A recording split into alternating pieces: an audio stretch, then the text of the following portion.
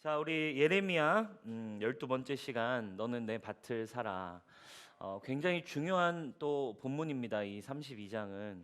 그래서 이 29장부터 한 33장까지가 예레미야의 어떻게 보면 굉장히 중요한 핵심적인 예언이 담겨 있는 메시지들인데, 오늘 32장의 말씀 좀 함께 나누기를 원합니다. 지금 1절과 2절의 내용에 오늘의 상황이 잘 담겨져 있습니다. 우리 1절과 2절을 한번 읽어볼까요? 시작. 유다의 시드기야 왕 열째 해 곧 느부갓네살 18째 해. 여호와의 말씀이 예레미야에게 임하니라. 아멘. 2절까지. 그때 그때 바벨론 군대는 군대는 예루살렘을 에워싸고 선지자 예레미야는 유다의 왕의 궁중에 있는 시위대 뜰에 갇혔으니. 네, 아멘. 이렇게 상황을 설명하고 있어요.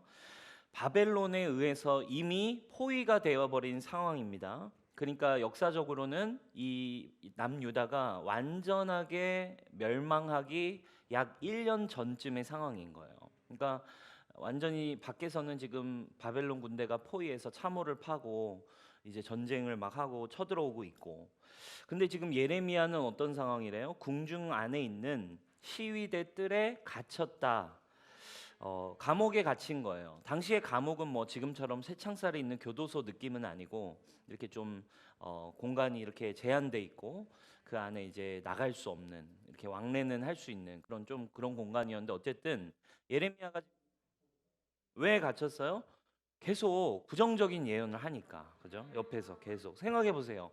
안 그래도 힘든데, 안 그래도 나 죽겠는데 옆에서 계속 안 될 거야, 아니야, 망할 걸, 빨리 접어, 빨리 접고 하나님의 말씀을 받아. 여러분, 이렇게 말하면 어떻겠어요, 여러분? 그러니까 왕이 열 받죠. 열 받아 가지고 잡아다가 쳐 넣은 거예요. 그래가지고 넣어서 이제 가둬 버렸습니다. 그런데 여러분, 지금 갇혀 있고 포위되어 있는, 멸망을 앞둔 이 상황에서 하나님이 조금 황당한 또 사건으로, 조금 더 황당한 말씀으로, 또 계시적인 어떤 행위로 하나님이 예레미야를 안내하십니다. 뭐라고 합니까? 너의 숙부 삼촌이 올 거야. 삼촌이 와서 너에게 밭을 팔 거야. 근데 너가 그 밭을 사라라고 이야기하십니다. 여러분, 이미 포위돼 있어요. 결국 멸망할 겁니다. 가망이 없고, 그리고 자기 자신이 직접 이제 곧 멸망한다, 봐라, 이제 끝났다라고 하는데, 멸망할 땅에서 땅을 산다? 여러분, 이거는 굉장히 좀 안 맞는 행위잖아요, 그죠? 그리고 또 여러분 어떻겠습니까? 예레미야의 일거수일투족을 감시하던 사람들이 갑자기 여기에 땅을 사는 그 예레미야를 보고, 뭐야, 큰 그림이었어? 뭐 이렇게 생각할 수도 있고, 멸망한다, 멸망한다, 멸망한다 막 그렇게 얘기하더니 땅을 자기가 이렇게 뭐 미리 사놓는 굉장히 이상한 어쨌든 행위였어요. 근데 여러분, 멸망하는데 다 이제 떠나가야 되는데 거기다 땅을 사는 건 좀 이상한 행동인데, 여러분, 여기에는 이 안에 오늘 하나님께서 이 땅을 향해, 하나님의 백성들을 향해 보여주기 원하시는 하나님의 구원과 어떤 그 믿음의 원리들이 숨어 있다라는 거예요. 그래서 오늘 여러분, 이 계시적인 행위, 지금 땅을 사라고 하셨던 이 행위 속에, 이 예언적인 행동 속에 도대체 하나님의 어떤 의도, 그리고 도대체 하나님의 어떤 구원의 계획, 또 하나님의 어떤 그 의도가 담겨 있는지 오늘 한 두 가지 정도를 우리가 함께 보기를 원합니다. 첫 번째, 이 땅을 사라고 하신 이 의도 속에 감추어져 있는 의미가 있어요. 첫 번째는 무엇입니까? 바로 하나님의 구속하심에 대한 이야기를 하고 있어요. 자, 우리 32장 7절 말씀 우리 같이 한번 읽어보도록 하겠습니다.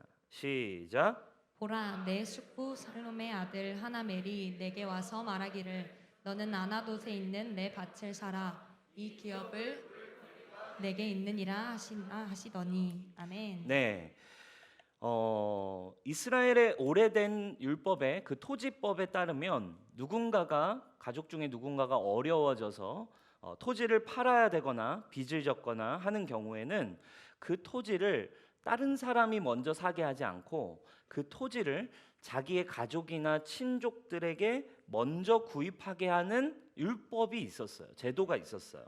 일명 기업 무르기라고 하는 구약의 오랜 관습이었어요. 그래서 오늘 땅을 물을 권리가 여기에 있다 이렇게 얘기를 하는 거죠. 그러니까 그 땅이 하나님으로부터 받은 이 땅인데, 이 하나님으로부터 받은 땅이 혹시 다른 이방인이나 다른 가문이나 다른 사람들에게 넘어가거나 팔리지 않도록 그렇게 보호하기 위한 일종의 하나님의 어떤 율법이었어요. 그런데 지금 삼촌인 하나멜이 이 권리와 이 법에 따라서 예레미야에게 와서 아나돗 근처, 베냐민 쪽에 있는, 베냐민에 속한 아나돗 근처로 와서 이 땅을 사라라고 그래서 삼촌이 요구하는 거죠. 그러니까 사실은 여러분 가족이라 하기에는 좀 굉장히 무리하고 얍삽한 그런 지금 부탁입니다. 왜? 다 같이 망하게 된 이 순간에 이 밭을 와서 사라고 얘기하는 게 여러분 얼마나 사실은 무의미하고, 그리고 예레미야는 사실 뭐 주님이 결혼도 하지 말라 그래서 결혼도 안 했고 자식도 없고 뭐 이러고 살고 있는데 땅까지 막 사라고 얼마나 좀 서운합니까? 근데 예레미야가요 군말 않고 대화도 하지 않고 바로 산다고 합니다. 하나멜도 놀랐을 거예요. 바로 이걸 산다고? 나름 언쟁을 생각하고 설득을 하려고 왔는데 그냥 바로 알겠다고 하면서 값을 쳐줬어요. 무리한 요구였음에도 순순히 예레미야가 그냥 그 밭을 알겠습니다 산다고 했어요. 이유가 뭐였어요? 오늘 말씀해 보면 하나님이 이미 사라고 말씀과 감동을 주셨기 때문이었어요. 여러분 하나님이 왜 예레미야에게 이 밭을 너에게 팔러 오면 너는 순순히 살아, 하나님의 감동이 왜 여기에 임했을까요? 여기에 하나님의 이 땅을 향한, 그 백성을 향한, 그리고 더 나아가서는 저와 여러분들을 향한 구원과 회복의 의도가, 하나님의 마음이 여러분 여기에 담겨 있기 때문이었어요. 이걸 우리가 좀 알아볼 건데, 자, 이 기업 무르기의 율법은 사실 하나님이 주신 율법인데 레위기, 율법을 써놓은 레위기에 자세하게 설명되어 있어요. 레위기 25장 24절 25절에 처음에 이런 설명이 나옵니다. 너희는 유산으로 받은 땅 어디에서나 땅 무르는 것을 허락하여야 한다. 네 친척 가운데 누가 가난하여 그가 가진 유산으로 받은 땅의 얼마를 팔면 가까운 친척이 그 판 것을 물을 수 있게 하여야 한다라는 거예요. 무르다라는 말, 무르다라는 말은 히브리어 원어에는 가알이라고 하는 동사를 썼어요. 가알이라고 하는 히브리어를 썼는데 이 무르다라는 표현, 이 땅을 사고 무른다라는 표현은 원어로 보면 해석하면 되사다라는 뜻을 가지고 있어요. 다시 사다. 그죠? 어려워서 팔릴 처지에 있는 땅을 다시 산다. 하나님이 다시 사는 율법을 제정하셨어요. 팔릴 곳을 팔리지 않게 다시 사게 하시는. 또 이것은 여러분 땅뿐만 아니라 율법에 보면 25장 뒤로 가면 사람에 대해서도 해당이 돼요. 그가 만약에 파산하게 돼서 종으로 팔려가게 되면 가까운 친척이 똑같이 그의 몸값을 대신 지불하고 그의 몸을 되산다라고 할 때도 가알이라고 나와요.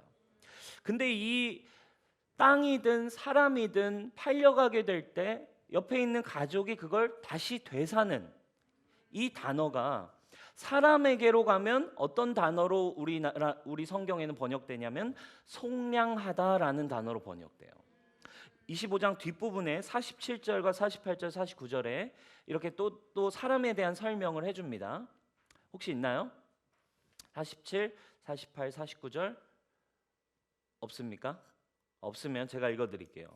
그가 함께 있는 네 형제는 가난하게 되므로 그가 너와 함께 있는 거류민이나 동거인 또는 거류민의 가족의 후손에게 팔리면 그가 팔린 후에 그에게는 속량받을 권리가 있나니 그의 형제 중 하나가 그를 속량하거나 이렇게 나옵니다.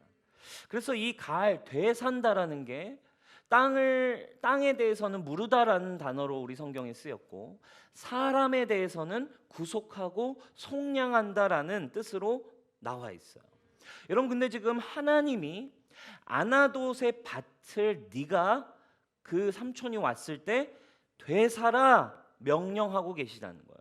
여러분, 지금 하나님은 이스라엘과 자신의 백성과 하나님 사이에서 당신과 하나님과 우리 백성, 자신의 백성 사이에 어떤 관계를 지금 말씀하시고 싶은 것 같아요.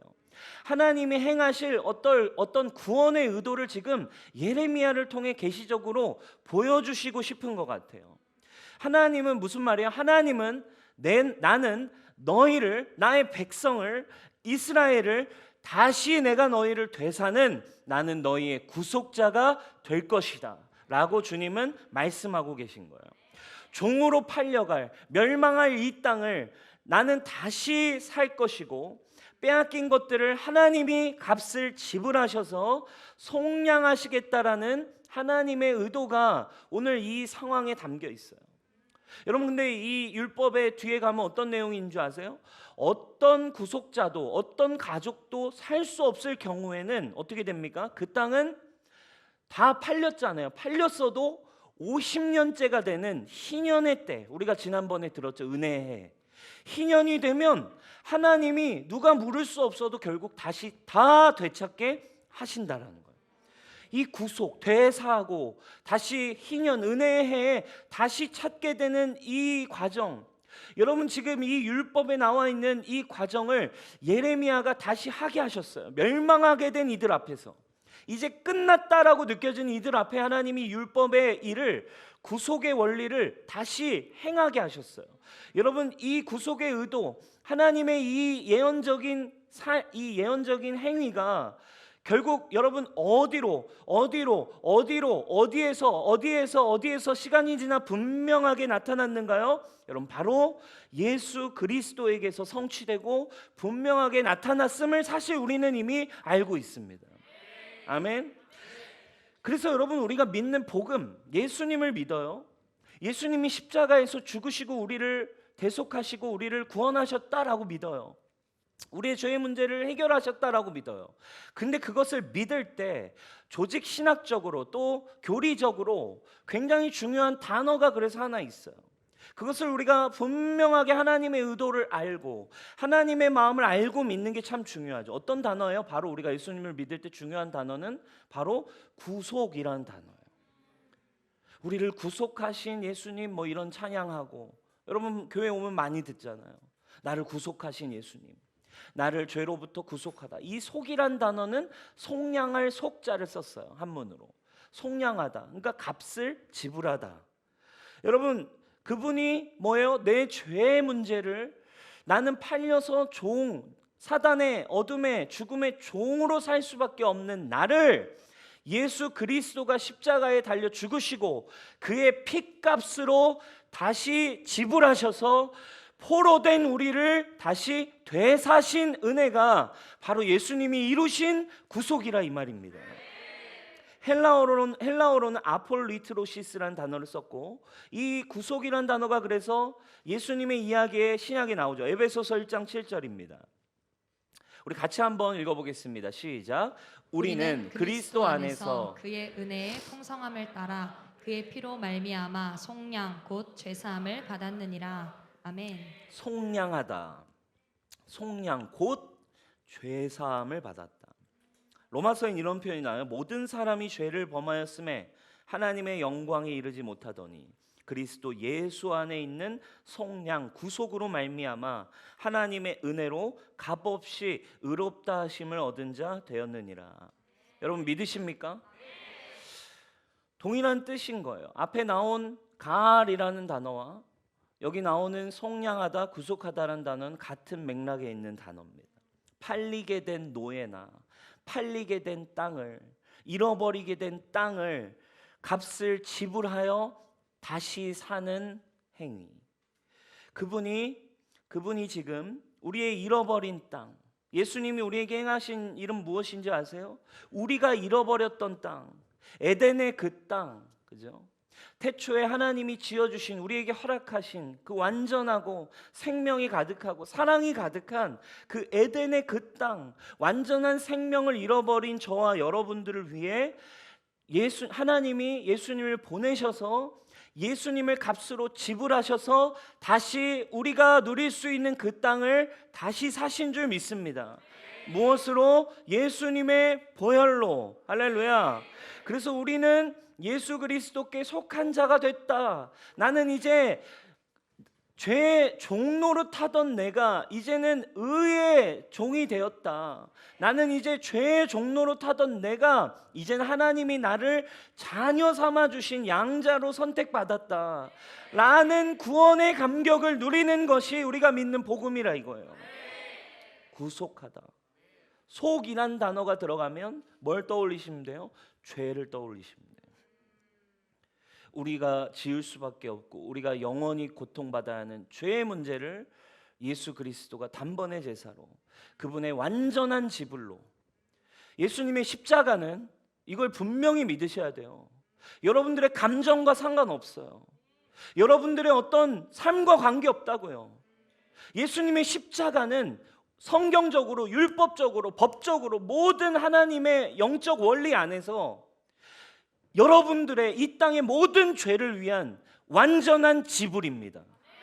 완전히 지불됐어. 결제가 끝나버린, 죄에 대해서는 결제가 끝났어요. 이게 우리가 믿는 복음입니다. 그러니 우리는 예배 자리에 와서 날마다 주님을 찬양할 수밖에 없는 것이 구속하심을 믿을수록, 구속하심의 안으로 들어갈수록 어떤 상황에 있다 할지라도 구속하신 그분을 찬양하는 거예요. 고린도전서 6장 19절 20절 말씀에 그래서 주님이 이런 표현을 하시죠. 바울이 이야기합니다. 너희 몸은 너희가 하나님께로부터 받은 바 너희 가운데 계신 성령의 전인 줄 알지 못하느냐. 너희는 너희의 것이 아니라 뭐라고 나와요? 값으로 산 것이 되었으니 그런즉 너희 몸으로 하나님께 영광을 돌리라. 사실 17세겔 은 17세겔에 이것을 샀어요. 근데 사실은 굉장히 단돈, 값싼 돈입니다. 그렇게 많은 돈은 아니에요. 그럼 마찬가지죠. 유다도 은 30냥에 예수님을 팔아 넘겼어요. 싼 값에 팔렸습니다. 그러나 싼 값에 팔렸지만 그 값어치는 어마어마한 구속의 가치였어요. 예수 그리스도의 십자가는 포로된 저와 여러분, 빼앗길 수밖에 없는 그 땅을 다시 사신 주님의 구속이었습니다. 사랑하는 여러분, 주님이 여러분들을 구속하셨음을 날마다 누리고 계신가요? 날마다 구속 안에 들어가시기를 바라요. 날마다 완전히 지불하신, 여러분 밥을 먹었는데 나오려고 하는데 이미 지불됐대요. 얼마나 가봐요. 그랬더니 저쪽에서 부장님이 씩 웃으면서 또 갔는데 밥을 먹었는데, 그날도 밥을 먹었는데 또 나가려고 계산하려고 했더니 지불됐대요. 기뻐요, 안 기뻐요? 사람이 연약해요. 사람이 악하잖아요. 그래서 이제는 한 번씩 이용하고 싶은 마음도 들어. 매일 지불이 되네. 그래서 사람은 그런 마음도 들어요. 그냥 가서 이번에 비싼 거 일부러 먹어야지. 가가지고 한우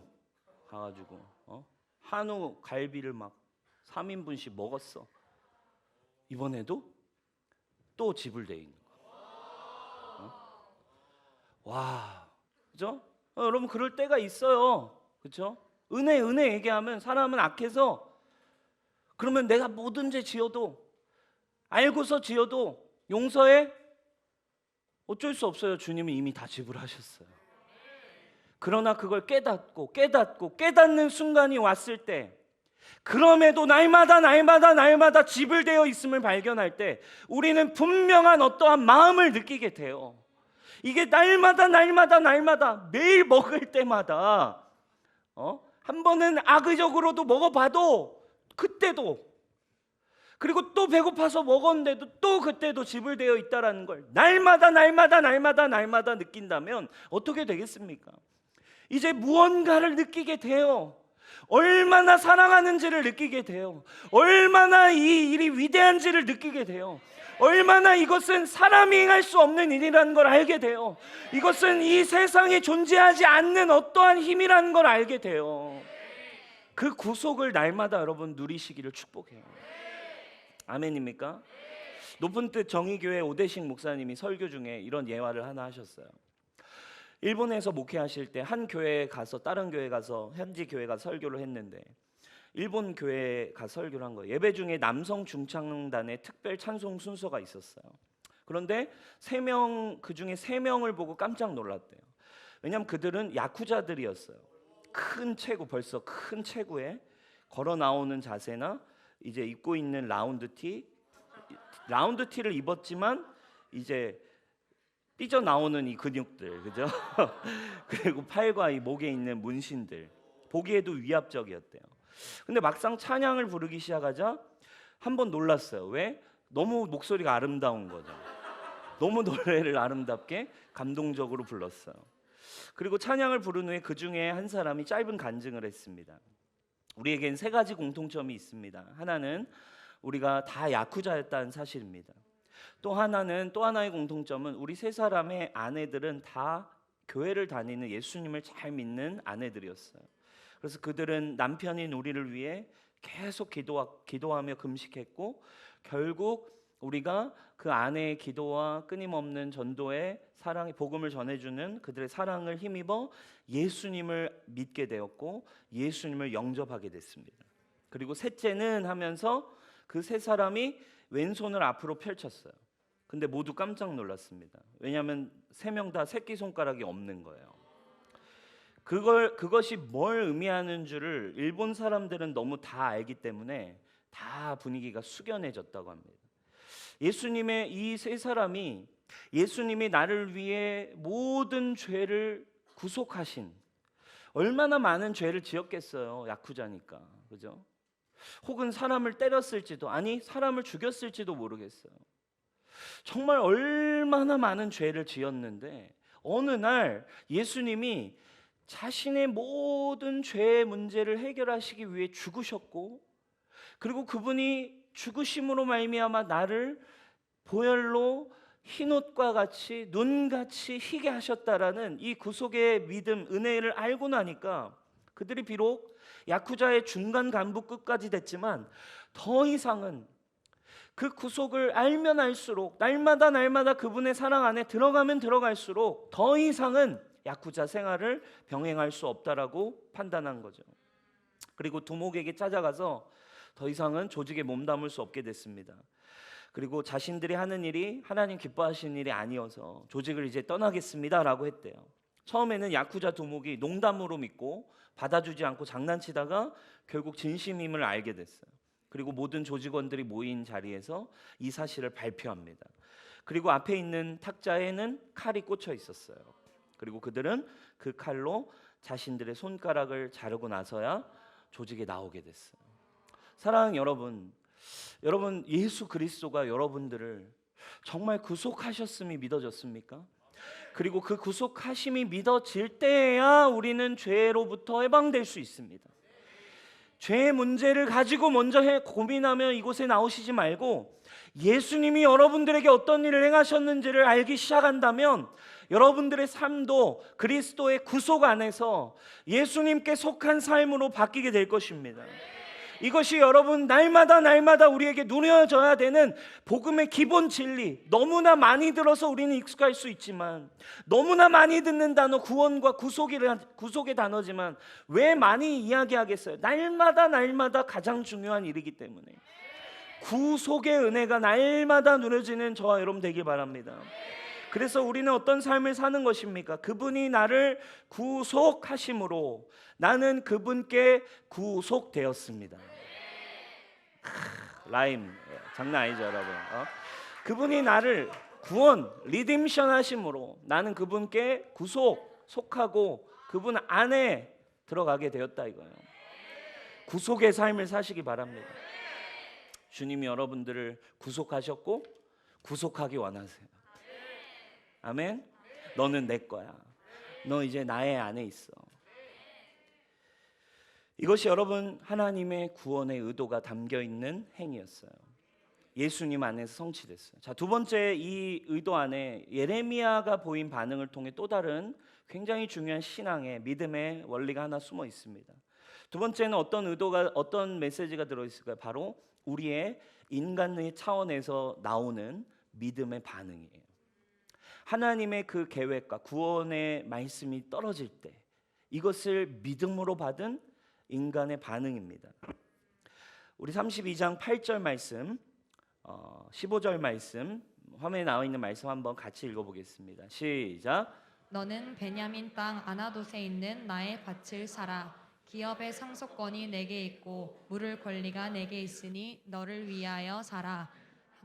내가 이것이 여호와의 말씀인 줄을 알았으므로 만군의 여호와 이스라엘의 하나님께서 말씀하시니라. 사람이 이 땅에서 집과 밭의 포도원을 다시 사게 하시니라. 아멘. 네, 그렇습니다. 멸망할 땅에 다시 밭을 사라고 합니다. 밭을 사는 행위는 뭘 말해줄까요? 아까 얘기한 것처럼 내 눈엔 소망이 안 보이고 절망만 놓여져 있어요. 그런데 멸망할 거고 이 땅은 이미 끝났다라고 보여지는데 하나님은 뭘 보셨어요? 결국 이 땅을 내가 다시 살 것이고 이 땅에 다시 나의 백성이 올 것이며 이 땅을 다시 회복하게 될 것이다. 하나님의 말씀대로 이루어질 것을 예레미야는 믿음으로 바라보았고 믿음으로 순종하는 행위였습니다. 하나님이 얘기하셨어요. 이 땅에 다시 돌아오게 될 거야. 그리고 다시 살게 될 거고 다시 누리게 될 거야. 그걸 말씀하시고 예레미야는 그 말씀에 순종하셨어요. 믿음은 뭐예요? 히브리서 11장 1절 너무 잘 알죠? 믿음은 바라는 것들의 실상이고 보이지 않는 것의 증거래요. 보이지 않는 것을 현실엔 안 보이지만 내 믿음의 눈에서는 이미 있는 것처럼 보는 거예요. 그게 구원이고 그게 믿음이에요.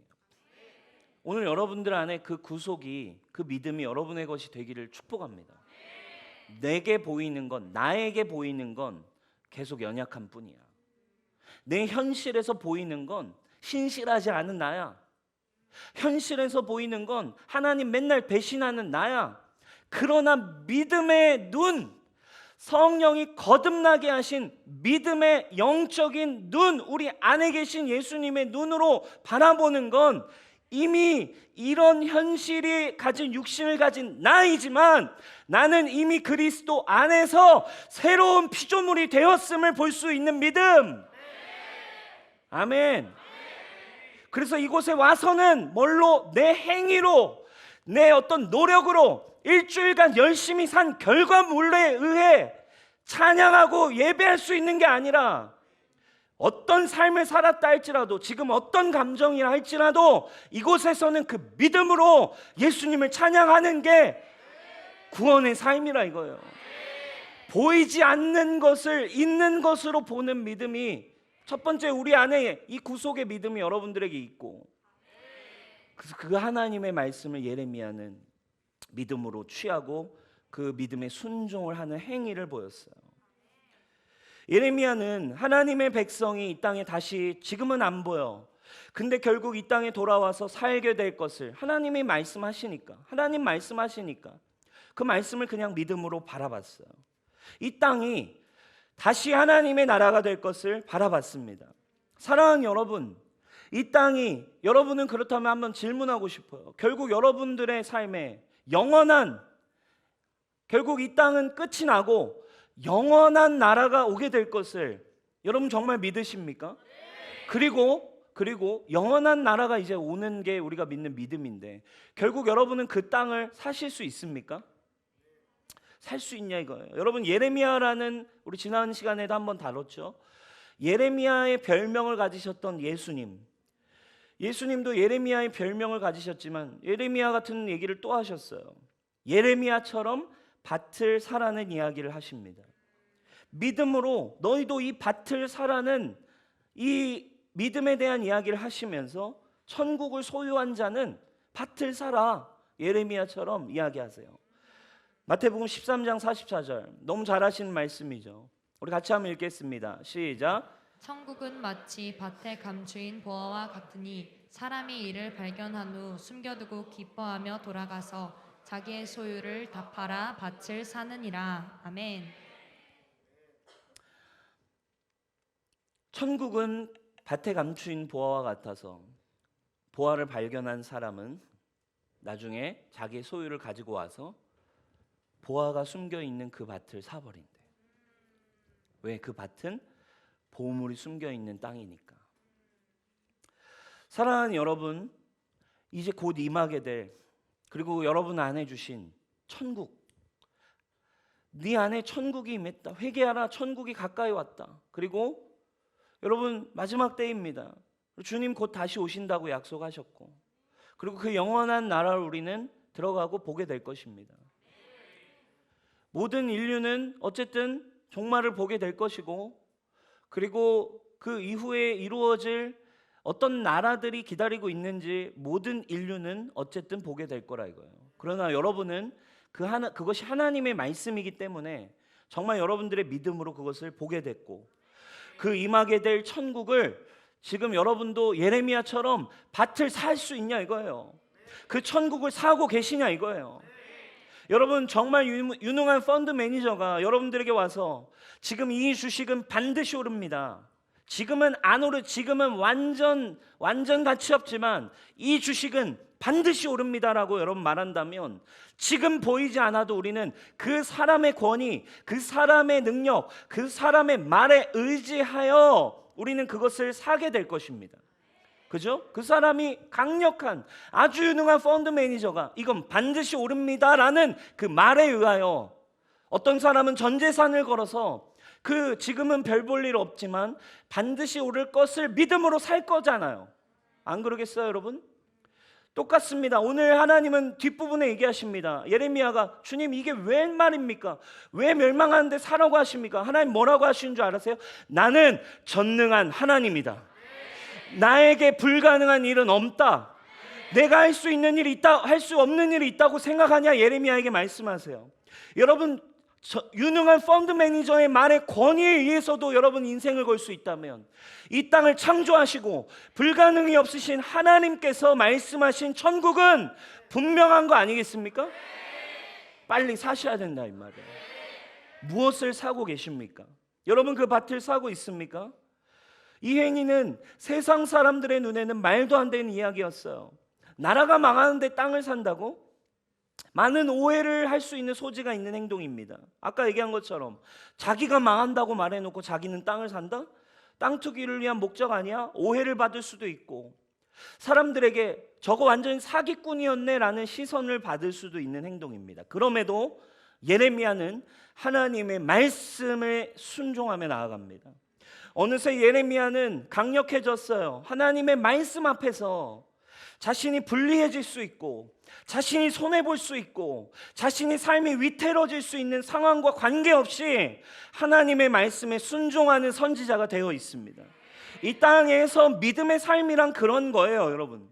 오늘 우리 은비자매의 영상 고백처럼 미친 사람 같지 않은가? 아무것도 없지만 하나님의 말씀을 믿는 믿음, 미친 사람 같죠? 그러나 믿음은 그런 겁니다. 손해볼 준비가 되어 있나요? 오해받을 준비가 되어 있나요?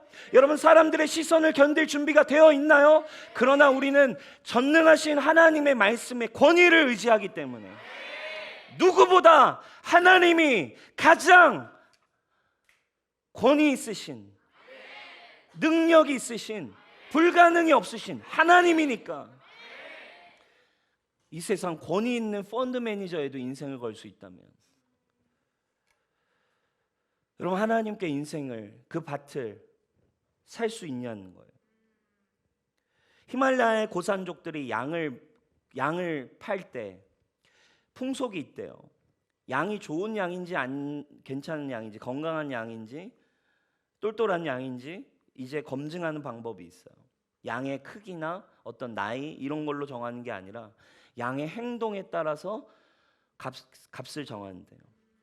자, 이제 살 사람이 팔 사람과 함께 양을 데리고 가파른 산비탈로 갑니다. 그리고 그 양이 이제 풀어놓고 양이 어떻게 행동하는지를 파는 사람과 사는 사람이 같이 봐요. 이때 양이 비탈을 넘어서서 가파른 산길을 막 올라가서 위로 올라가면 그 양이 비교적 작고 말라 있어도 그 양의 값은 올라가요. 근데 보기에는 풍성하고 보기에는 살이 쪄 있는 양이라도 비탈 아래로 내려가면 값이 떨어진대요. 왜? 위로 올라가는 양은 현재 그 올라가는 과정이 힘들어도 결국 넓은 산허리의 미래를 맞닥뜨리고 거기서 풀을 계속 뜯을 수 있지만, 아래로 내려가는 양들은 지금은 수월하지만 협곡 바닥의 밑으로 내려가서는 결국 굶주려 죽기 때문에 그렇습니다. 여러분, 하나님 지금도 이러한 예레미야와 같이 힘들고 어렵지만 그분의 말씀을 의지하여 위를 향하여 달려가는 자를 찾고 계십니다. 아래로 내려가는 자가 아니라 위를 향해 달려갈 수 있는 사람을 찾고 계십니다. 여러분, 어떻게 이런 믿음의 삶을 살 수 있을까요? 어떻게 믿음으로 우리도 밭을 사는 행위를 할 수 있을까요? 구속이라는 단어는 미래적인 국면을 포함합니다. 왜냐하면 구속은, 지금 예수 그리스도가 주신 구속은 완전한 구속, 완전히 실현된 구속은 아닙니다. 그 완전한 그분의 리딤션, 그분의 다시 사시는 구속은 재림과 함께 영원한 나라가 올 때 올 것이기 때문에 그래요. 구속을 믿는다는 건 미래적인 믿음도 포함하고 있기 때문에 우리는 이 삶을 고대하며 기다릴 수 있습니다. 로마서 8장 23절 우리 같이 한번 읽어볼까요? 시작. 이뿐 아니라 또한 우리 곧 성령의 처음 익은 열매를 받은 우리까지도 속으로 탄식하여 양자 될 것 곧 우리 몸의 구속을 기다리느니라. 아멘.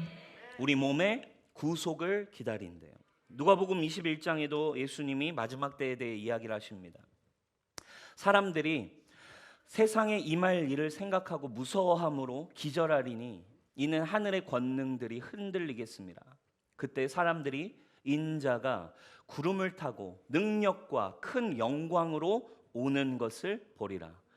이런 일이 되기를 시작하거든 일어나 머리를 들어라. 너희 속량이 가까웠느니라 하시더라. 여러분, 다시 오실 주님을 믿으십니까?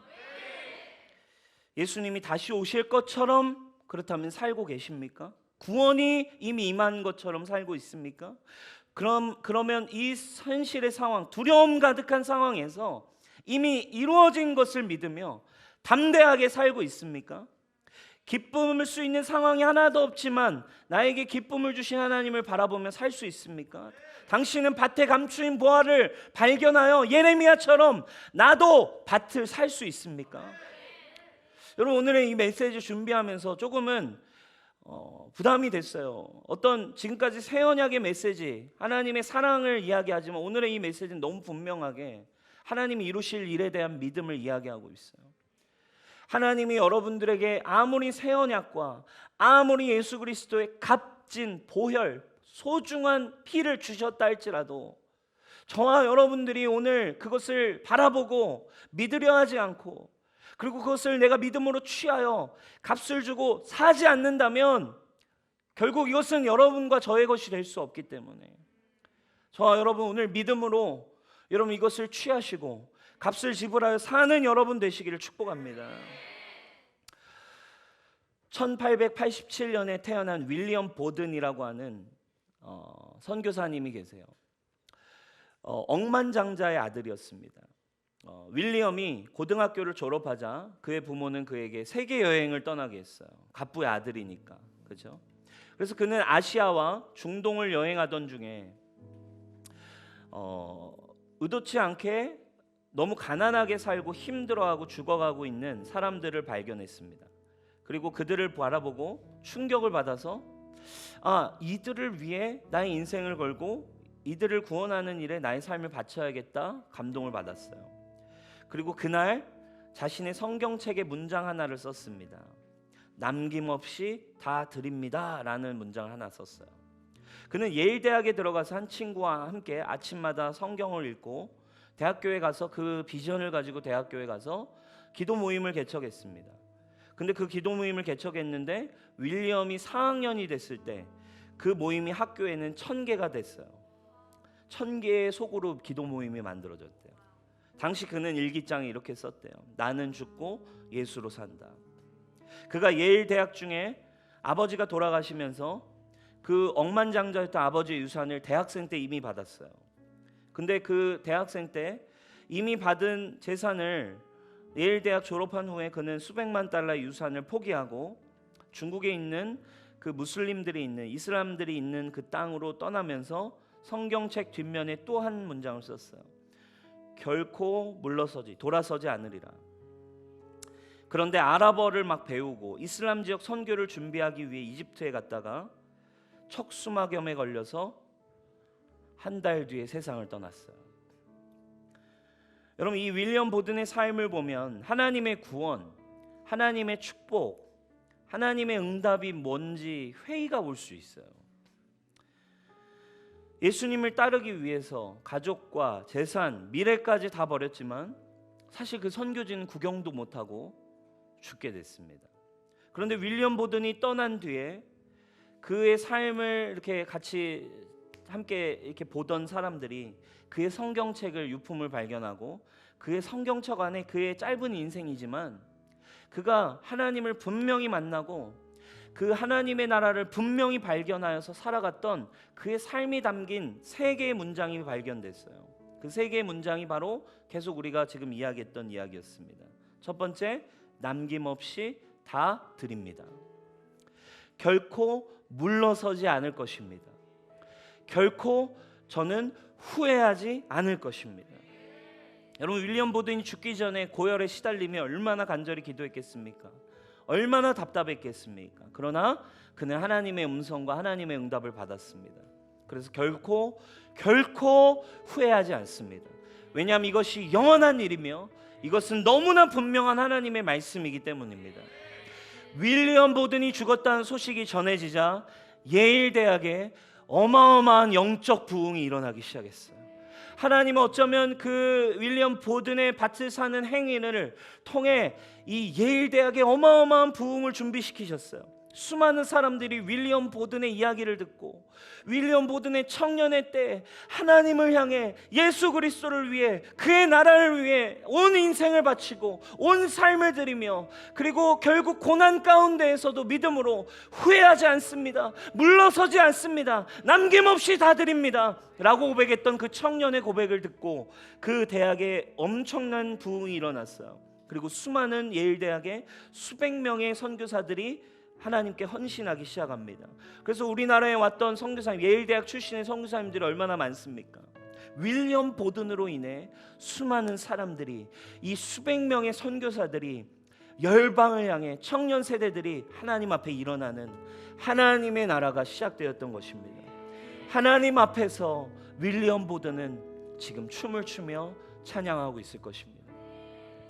사랑하는 여러분, 주님이 우리를 위해 주신 구속은 값싼 구속이 아닙니다. 주님이 여러분들에게 오늘 매주 와서 듣게 되는 구속이라는 것은 그냥 종교가 아닙니다. 여러분들의 그냥 감정을 한번 위안하는 것이 아닙니다. 여러분들의 인생이 걸려있는 문제입니다.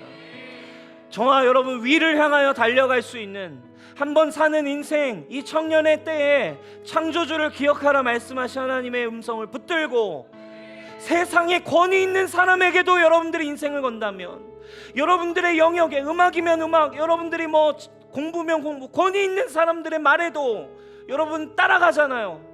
그 말에도 여러분 인생을 걸어보잖아요. 1년이든 2년이든 여러분 시간을 투자하잖아요. 그런데 여러분을 가장 사랑하시고 여러분을 지으신 하나님의 말씀 앞에 여러분 인생을, 아니 여러분 1년이라도 하나님 앞에 투자해 보시길 축원합니다. 조금은 센 말씀이지만 하나님의 구속을 제대로 믿는 저와 여러분 되시길 축원합니다. 우리 한번 같이 이 세 문장 선포해 볼까요? 시작. 남김없이 다 드립니다. 결코 물러서지 않을 것입니다. 결코 후회하지 않을 것입니다. 아멘. 우리 자리에 일어나겠습니다. 우리 하나님의 구속하심을 찬양하고 예배합시다.